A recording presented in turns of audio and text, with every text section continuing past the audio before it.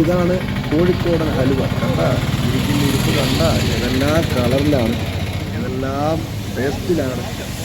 അപ്പോൾ കോഴിക്കോടൻ ഹലുവ നമുക്ക് വണ്ടിയിൽ നമ്മുടെ സ്പോട്ടിൽ നമ്മൾ നിൽക്കുന്ന സ്ഥലത്ത് വരെ കോഴിക്കോടൻ ഹൽവ എത്തിത്തുടങ്ങിയിരിക്കുകയാണ്. അപ്പോൾ നല്ല രുചിയോടുന്ന കോഴിക്കോടൻ ഹൽവ നിങ്ങൾക്ക് വാങ്ങാം. ഇവർ വാനയിൽ ഇതെല്ലാം സെറ്റ് ചെയ്തിട്ട് ഇങ്ങനെ കച്ചവടമാണ്. അപ്പോൾ എന്തായാലും അവരോട് ചോദിക്കാം ഇതിൻ്റെ രുചിയും കാര്യങ്ങളൊക്കെ എങ്ങനെയൊക്കെയാണെന്നൊക്കെ നമുക്ക് അവരോട് ചോദിക്കാം.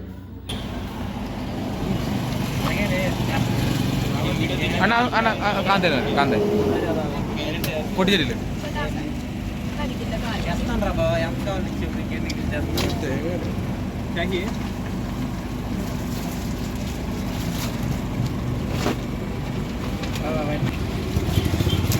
వెయిట్ ఎడిట్ చేయకి పంపిస్తాను చూడు. ఇదే కదరా పంపించి చూడరా అంటే రాకిలో చూడు కదా దూకరా.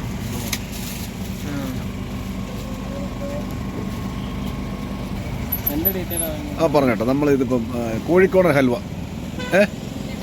അല്ലേ, കോഴിക്കോടൻ ഹൽവ.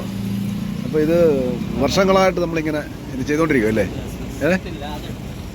അപ്പം ഇതിൻ്റെ രുചിയും കാര്യങ്ങളൊക്കെ കുറിച്ചൊന്ന് പറഞ്ഞു, ഇതിൻ്റെ ചേരുവകൾ മറ്റുള്ള കാര്യങ്ങളൊക്കെ ഒന്ന് കേട്ട് പഠിക്കാൻ വേണ്ടി എന്തൊക്കെയാണ്? കോഴിക്കോടൻ ഹൽവ ഇതിൽ ഇളനീര്, പൈനാപ്പിൾ, പിസ്ത, സ്ട്രോബെറി, മാംഗോ, ചക്ക, മാങ്ങ, തേങ്ങ അങ്ങനെ ഒരുപാട് ഐറ്റംസ് വെളിച്ചെണ്ണയിൽ പാകം ചെയ്യുന്നതല്ല.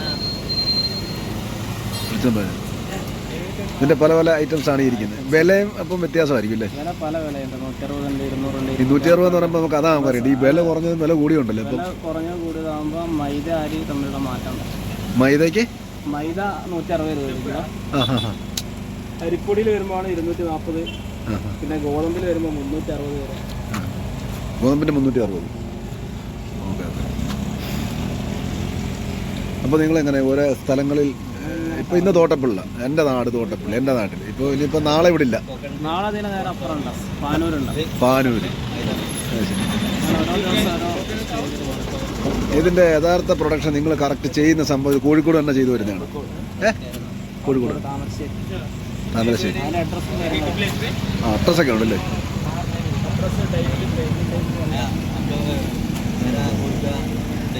ഇതിന്റെ കളറും കാര്യങ്ങളൊക്കെ എങ്ങനെയാണ്?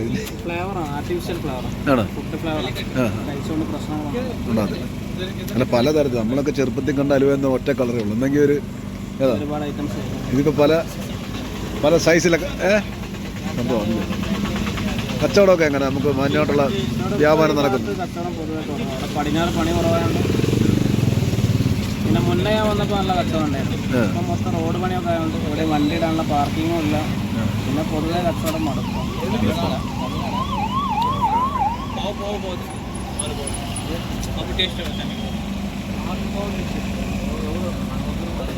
കേട്ടോ, ഇപ്പൊ നമ്മുടെ നാട്ടില് ഇങ്ങനൊരു സംഭവം പറയുമ്പോ നമ്മള്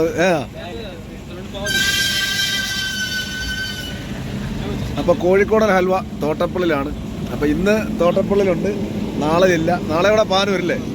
നാളെ പാനൂരാണ്. നമ്മള് ബേക്കറിയിൽ നിന്നും മറ്റുമൊക്കെ വാങ്ങുന്ന ഹലുവ ചിലപ്പോൾ ഒരു സൈസേ ഉള്ളൂ. ഇത് നമുക്ക് ഇഷ്ടമുള്ള പല സൈസിലെ, പല കളറിലെ, പല ഫ്ലേവറിലെ സാധനം കോഴിക്കോടല്ല. അപ്പോൾ ഒരു വാനെല്ലാം സെറ്റ് ചെയ്ത് അല്ലേ, പകൽ പോലെ തോന്നും. ഇത് പകലല്ല, രാത്രിയാണ് കേട്ടോ. ലൈറ്റൊക്കെ ഇട്ട് സെറ്റ് ചെയ്ത്. നിങ്ങൾ രണ്ടുപേരാണോ എൻ്റെ? അതാണോ? Okay okay. അപ്പം എനിക്ക് 1 കിലോ അലുവ. ഓക്കെ. അപ്പോൾ 1 കിലോ അലുവ ഞാനും വാങ്ങുകയാണേ. ടേസ്റ്റ് ചെയ്ത് നോക്കട്ടെ. ഏതാ എടുക്കുന്നത്?